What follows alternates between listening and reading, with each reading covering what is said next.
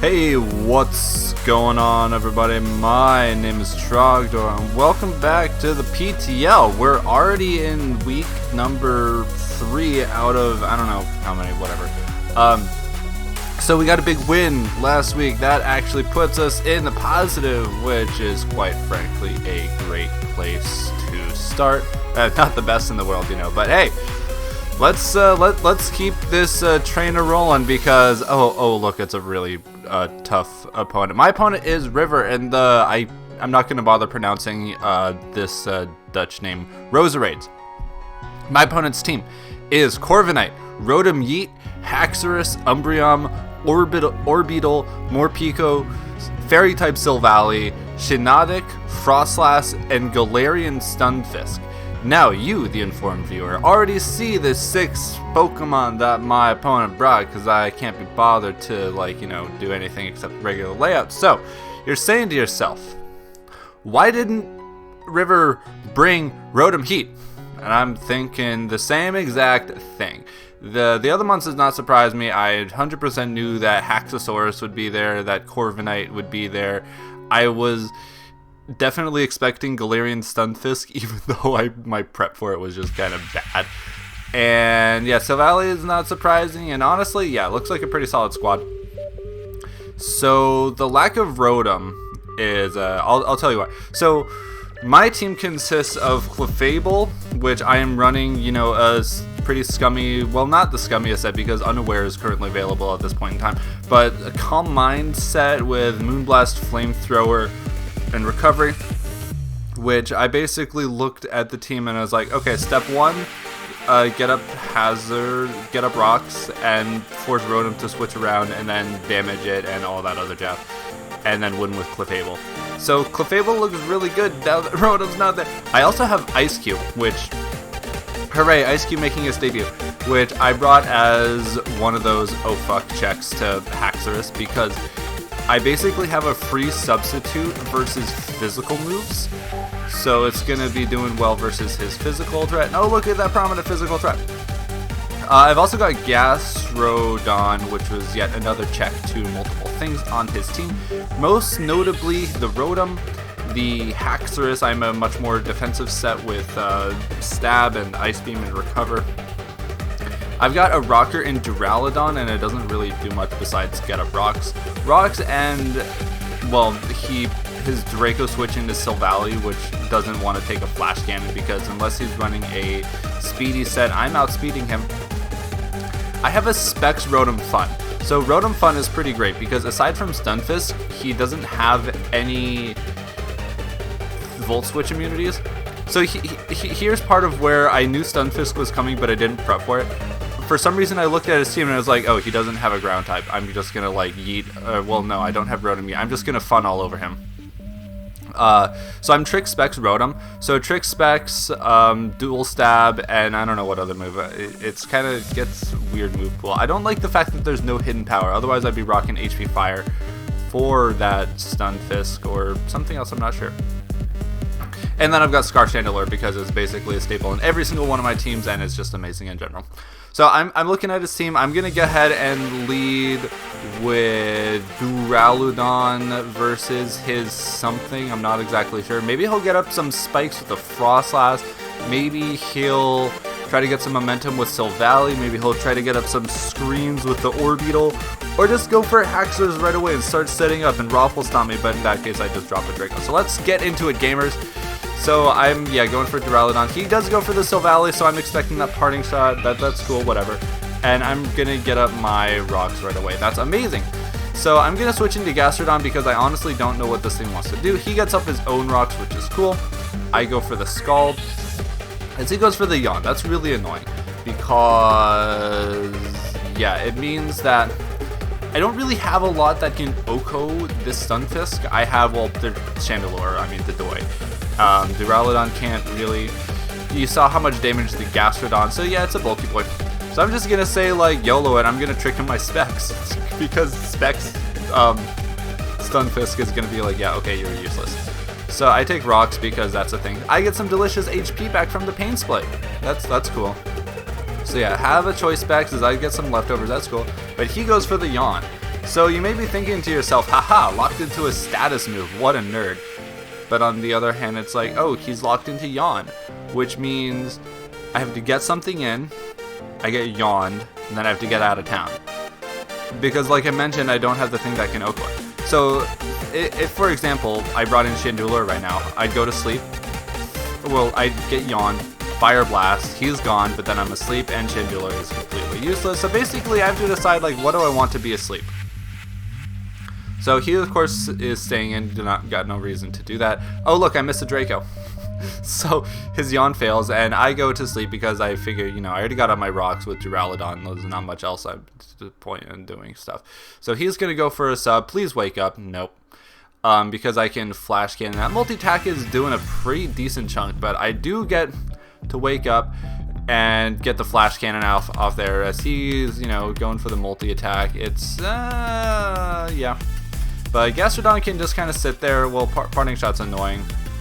As he goes back out into the Stun Fist, which I know he's going to do that thing again where he's going to put something to sleep because he has specs. But Earth Power is doing a nice chunk. Oh, look. He's locked into Pain Split, so I'm just going to go into something with lower health, like Duraludon, to get some health back. But he goes for a cheeky double right into the Orbeetle. As I just, yeah, Draco, whatever. Cool, bye-bye. But he gets up the light screen, so the next Draco can't kill. I've got to go into Rotom Fun right here to get some Volt Switch momentum, but as he goes into the Frostlass right here. So Frostlass is annoying. Given that, oh, let's just watch Rotom go down. So, I think to myself for a moment, I'm looking at his team, and I see, oh hey, Chandelure wins. Once I get a little bit of damage on the Haxosaurus, once, you know, I've got some damage on the Silvally. So once I sell out these light screen turns, I can start flamethrowing everything and just kind of win, which would be really cool.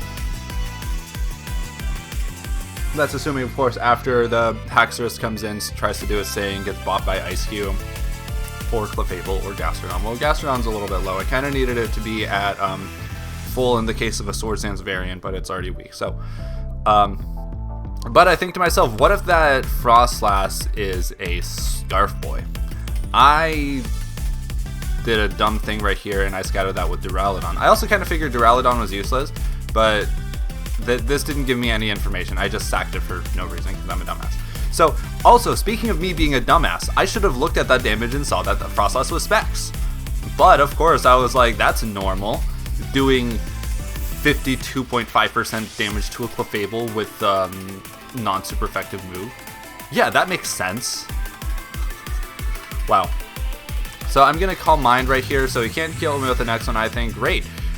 Because also I'm of the mind that he cannot beat Clefable, given that he does not have Rotom. But of course he goes for the Yawn right here. I gotta get out of town. Stunfisk dies to Rocks next turn anyway. So I'm just gonna go ahead and let Gastrodon be the sleep fodder right here. C smartly goes into Corviknight. I, kind of figured that, so I would go for the Scald right here. Get the burn. Yes, there we go. Corviknight's useless now. Well, not necessarily. It's still a chunky boy. But I'm asleep. I'm, of course, going to switch as he goes into the Silvally. So, remember that thing I said about how Chandelure can win? I'm looking at the calcs right here. I have both Fire Blast and Flamethrower because I'm a Lord. And also because I really hate Fire Blast missing, like, a lot. If I missed Fire Blast right here, that would be awful. So I'm going to go for Flamethrower. I'm going to look at the damage calculations and figure, yeah, I'm modest. Unless he's max Spidef. Hey, look, I'm a little bit sick still. I'm just going to go for the move that I know will hit, but I'm mostly certain will kill because I'm modest. I'm modest Scarf. So yeah, bye-bye Silvally. And what's his answer? Oh, look at Haxorus. Okay, did you see that part right there where it said Mold Breaker? I might put that up in post. Mold Breaker goes through Ice Cube. Mid-battle, I'm starting to think to myself, like, oh, right. Okay, so Ice Cube is completely useless now. Wow. So yeah, I just had to take a moment right there reflect on my entire life and think about like, oh, what can I actually do versus this Haxosaurus. The answer, of course, is going to be Clefable, so I'm just going to get out of there. I don't take Rock damage as he goes for the dance. If he had gone for an unboosted move, that would have been great for me, but because he's dance right now, I can live a... what does it get, like Iron Tail or Poison Jab? I can live a super effective move because obviously he can't hit me with Stab, and then donk it back with a Moonblast. So yeah, luckily, since Gastrodon is weak, I still had that emergency, like, uh-oh button for the... what do you call it? For the Haxorus. So Frostless comes in, and I'm thinking to myself, yeah, I gotta be... if this thing is Scarf right now, I lose. If he is not, I win with Chandelure once I bring that in, because yeah, you're gone, you're gone, you're gone, you're gone, all with you know, Flamethrower, which is really sweet. But of course, because I'm a dummy dumb, I didn't do damage calc when I needed to. I still don't know that this thing is specs, but yeah. I'm just gonna let Clefable go down, get into a free Ice Cube, which maybe I forgot that special hits can hit me. I don't know, but he leaves anyway as I go for the Iron Head right here. And look, Corviknight can't hit me, so I'm just gonna be a Lord and go for a Belly Drum. Because why not? If you can go for a Belly Drum with Ice Cube, just do it. He goes for a Defog for some reason. Rocks were more helpful to him than they were to me at that point in time. And look at everyone, Ice Cube got a kill, hooray! +4 Ice Cube to like a nothing percentage stun fist. But I go down to a Shadow Ball. Anyway, but the important thing is Ice Cube got a kill. So now it's Moment of Truth. If he was, I figured at that point if he was Scarf Boy, he would have stayed in. So I'm just gonna like start going for Shadow Balls, and yeah, because Shadow Ball hits everything. And the fact that he didn't go into Frostless right away, or he switched out there, just kind of makes me think that he is not a Scarf Boy. And look at that, I win. So we pick up a 2-0 victory versus someone who is, I consider to be a really tough opponent. Obviously, well, everyone's a tough opponent in my battle pool. I haven't, you know, really talked about how freaking hard everyone is battling, especially because I don't know Gen 8 meta. Like, this whole meta still makes zero sense to me. Like, does Ice-Q even good? Is it actually a good Pokemon? So far, no. Was Duraludon a worthwhile first pick? Apparently not. Is Chandelure gonna be my MVP? Definitely, yeah. I picked up 4 kills here, 2 kills the last game, and 2 kills the game before that. Sorry about that. So Chandelure definitely the MVP of not just this game, but of the entire league so far, my team. We're not really keeping track of kills because the sheet is broken, but I'm pretty sure Chandelure is up there. And I think my next one up is Skuntank, because Skuntank got 3 kills that game. How many kills did Chandelure get? I donked that one, I donked another one. 3 from Skunk, and yeah, 1 from Surfetched, was it? Yeah, so Chandelure's sitting pretty with 8 KOs in total in 3 games. That's pretty amazing. So yeah, thanks everyone for watching. That's gonna be it. I'm sitting pretty at 2-1 +3. Wow, that's one of the better starts I've ever gotten to a season. How about that? But of course, there are still people that have just been like raffle stumping the entire league. So we're not quite. We're in the, I guess, the safe zone, but. Yeah. Anyway, thanks everyone for watching. Stay tuned for the rest of the season. It's going to be a fun one for certain. So subscribe to this video. Like this video. Subscribe to this video. Wow.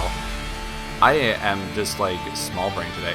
Subscribe to the channel for more PTL action and other leagues coming soon. Like the video if you liked it. If you've got anything else to say, comment down below. But otherwise, I'll see everyone in the next one. Take care now. Bye-bye.